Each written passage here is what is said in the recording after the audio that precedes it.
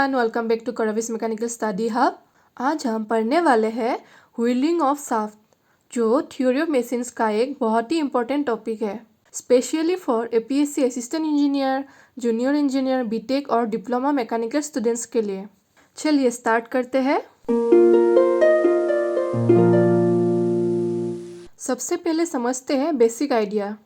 जब कोई rotating shaft high speed पर घूमता है और इसमें थोड़ा सा भी इम्बैलेंस होता है तो साइडवेज बेंड होने लगता है। इसी फेनोमेनन को हम कहते हैं whirling of shaft. Simple words में व्हीलिंग मतलब शाफ्ट का रोटेशन के साथ साथ लेटरल वाइब्रेशन करना। जब सेंट्रीफ्यूगल फोर्स शाफ्ट के रिस्टोरिंग फोर्स से ज़्यादा हो जाता है तब शाफ्ट अपने ओरिजिनल पोजीशन छोड़ देता है और सर्कुलर पाथ फॉलो करता है। व्हीलिंग होने का मेन रीज़न है शाफ्ट का self weight, unbalance mass on shaft, high rotational speed और इलास्टिक नेचर ऑफ शाफ्ट। जैसे जैसे स्पीड बढ़ती है सेंट्रीफ्यूगल फोर्स भी बढ़ती है और शाफ्ट डिफ्लेक्ट होने लगती है। क्रिटिकल स्पीड वो स्पीड होती है जहां शाफ्ट की वाइब्रेशन मैक्सिमम हो जाती है और डिफ्लेक्शन सबसे ज़्यादा होता है। सिंपल वर्ड्स में critical speed is equal to speed at which whirling occurs. अब हम बात करते हैं व्हीलिंग ऑफ शाफ्ट के इफेक्ट्स के बारे में।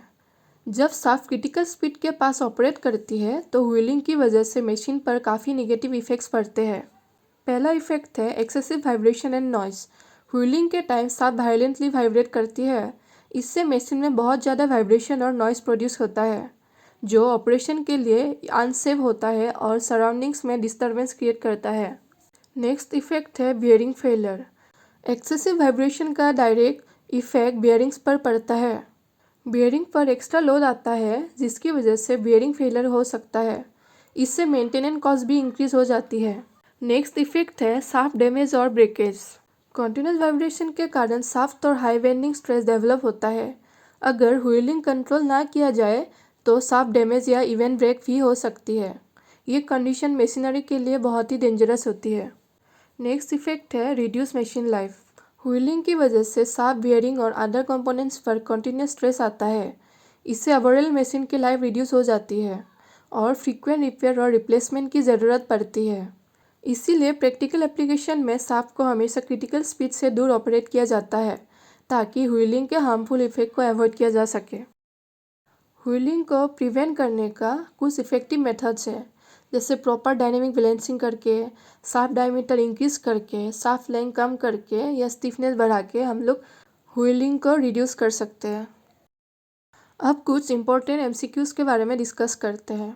नंबर 1 है whirling of shaft is due to.